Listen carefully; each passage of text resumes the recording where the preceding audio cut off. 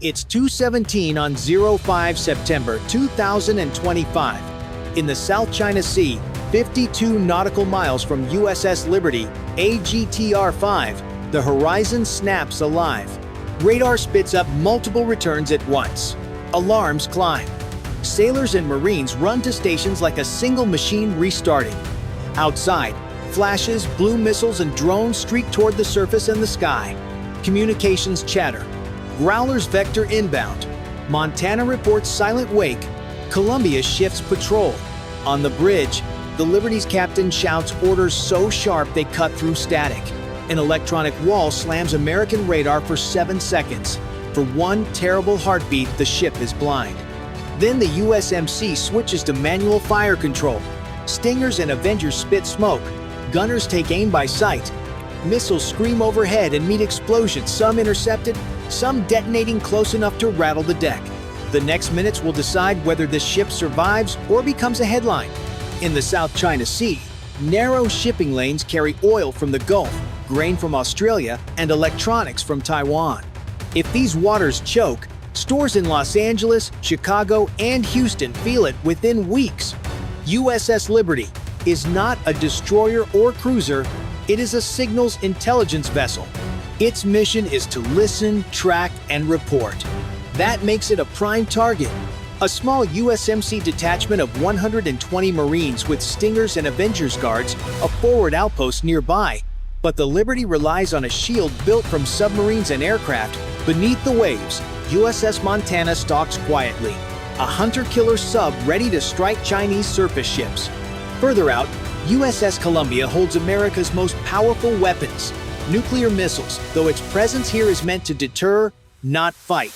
Overhead, a 8 Ampere's Poseidon scans the sea surface, while EA-18G Growlers roar from Guam to jam Chinese radars.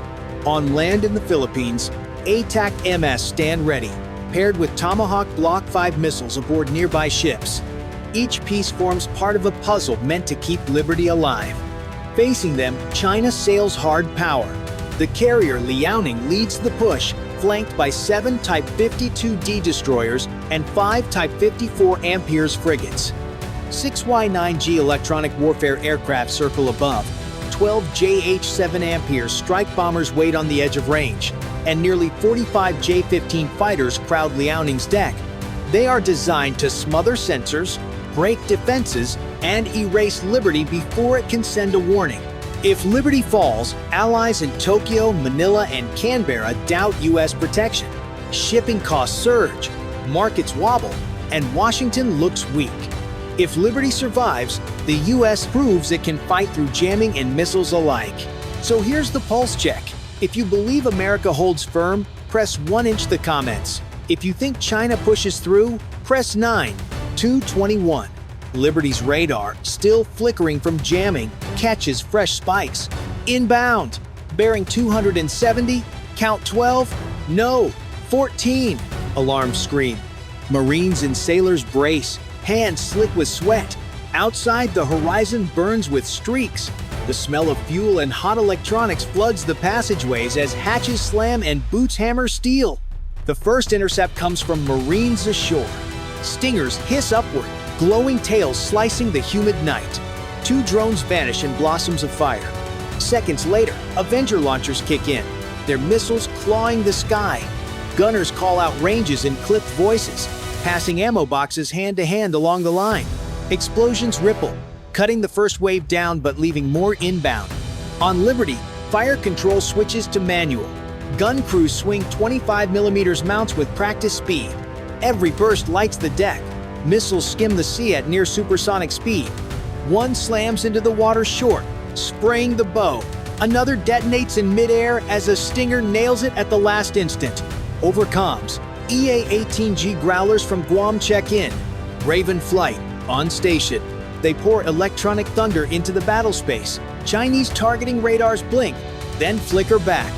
Each second of disruption buys life. The 8 Amperes Poseidon circles high, calling out vectors to plug gaps in defense. USS Montana prowls just below. Her sonar tracks Chinese escorts, but the captain holds fire orders, forbid torpedoes unless the surface fight collapses. Farther back, USS Columbia stays silent, her presence alone reminding Beijing that escalation risks the unthinkable. At sea level, the fight is chaos. Switchblade 600 drones launch from the USMC outpost, diving with precision charges. Phoenix Ghost loiters overhead, waiting for stragglers.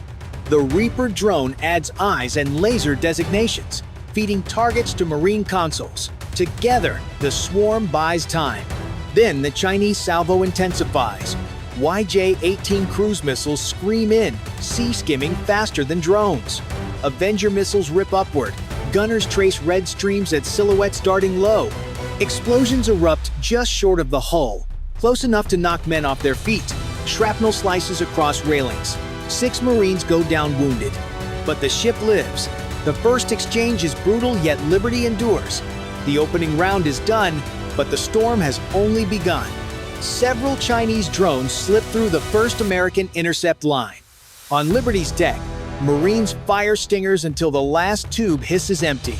Some drones fall in fireballs. Others dive low, knitting into the spray. The ship shifts a few degrees, just enough to narrow its profile and throw off enemy angles.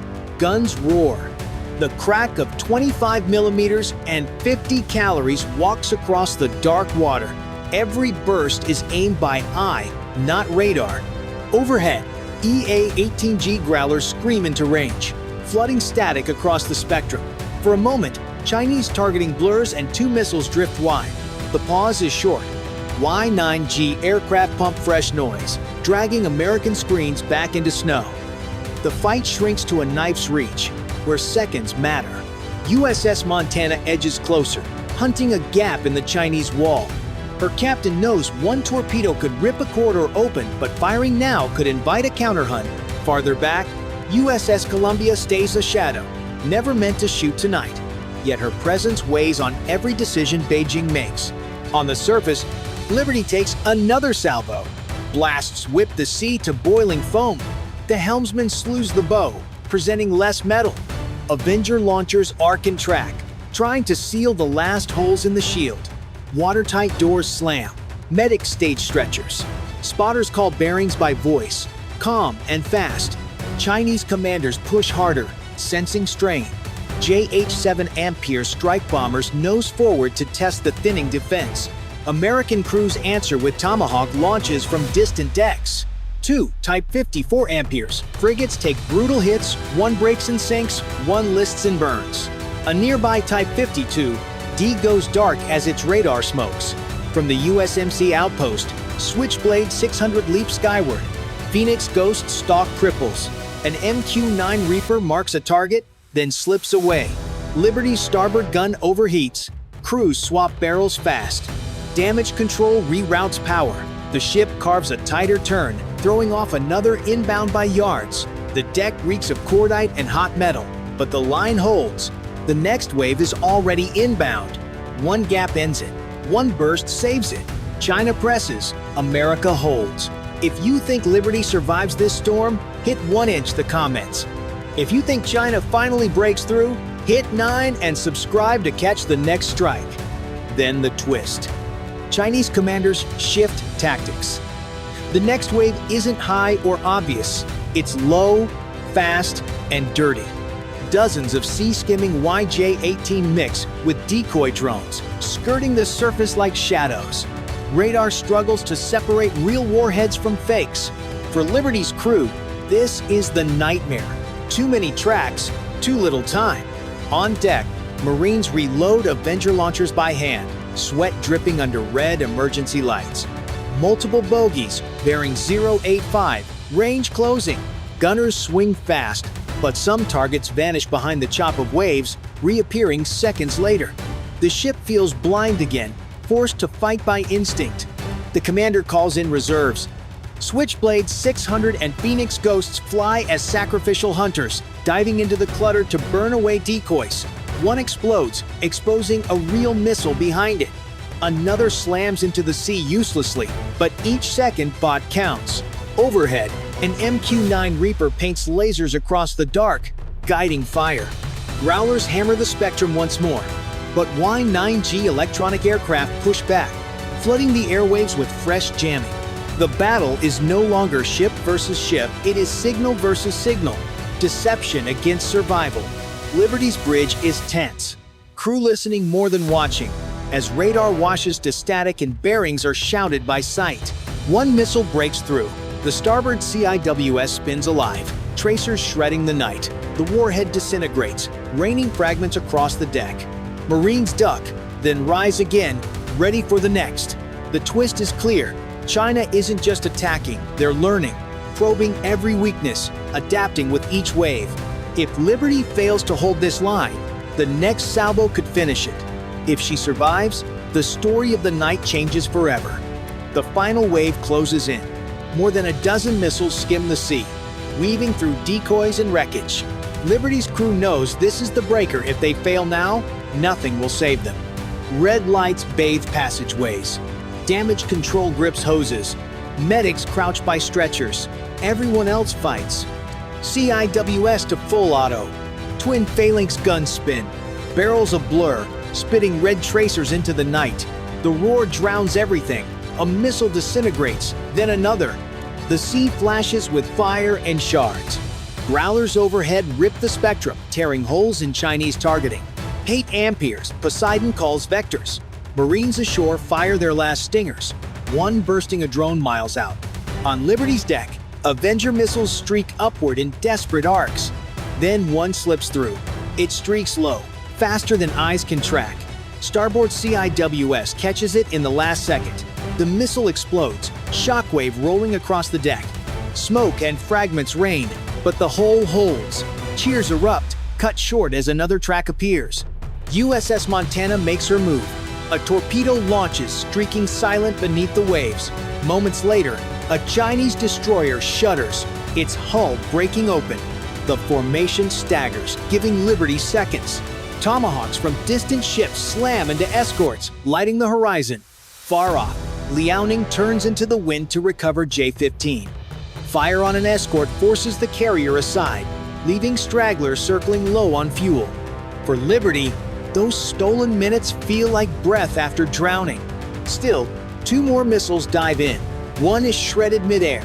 The other survives until the last instant, smashing into the sea yards from Liberty's bow. Water engulfs the deck. Sailors cling to railings. When the spray clears, the ship still stands. The bridge falls silent for a heartbeat. The horizon is empty. No more tracks inbound. Against the heaviest strike yet, Liberty stands. 6 Marines wounded, scorched systems, ammo nearly gone, but the flag flies. Tonight proves this. The US can hold the line even under jamming and swarms. But China has shown it can press harder each wave. The clash isn't over, it has only begun. So here's the question. If you think Liberty's stand means America holds dominance, press 1" the comments. If you believe China will adapt and break through next time, press 9 and don't forget to subscribe so you don't miss the next battle. The sea falls quiet, but only on the surface. Smoke drifts across Liberty's decks, carrying the stench of fuel and scorched steel. 6 Marines lie bandaged in the medbay, their wounds painful but not fatal. Damage control patches holes, reroutes power, and chalks scorched panels. The ship survived, but at a cost. For China, the blow is staggering. 1 destroyer gone, another crippled, 2 frigates sunk, and Liaoning scarred by fire. Over 35 J-15 fighters are lost and air wing gutted in a single night. It is the heaviest naval loss Beijing has faced since World War II. The gamble to erase Liberty backfired, turning into humiliation broadcast across the Pacific. For the US, the message is sharp. America can still fight, even under heavy jamming and missile swarms. The defense held, but only barely. Each switchblade, Avenger, and torpedo was a reminder that holding the line grows more costly each wave. Allies in Tokyo and Manila breathe easier tonight, but also wonder how long Washington can pay it. Markets react within hours. Insurance for shipping in the South China Sea spikes. Traders reroute tankers, raising costs for homes thousands of miles away. What happened here is not just about one vessel, it is about credibility. The US stood fast, but the rivalry deepened. Across the map, phones light up in Manila, Tokyo, and Canberra. a joint message goes out. Convoys will resume under Allied air cover, and an exclusion zone forms around the wrecks. Growlers jam the ether while a Pate Amperes photographs debris. Montana slips into the deep, Columbia fades silent. In Beijing, state feeds call it a localized incident as the carrier group limps east, crews fighting fires through the night. And the question hangs. What happens when the next strike comes bigger, faster, and from more directions at once? Will Liberty's survival mark a turning tide or just a pause before China adapts again? If you believe America's stand proves lasting dominance, press 1-inch the comments. If you believe China's losses only make the next wave deadlier, press 9 and subscribe so you're here when the fight continues.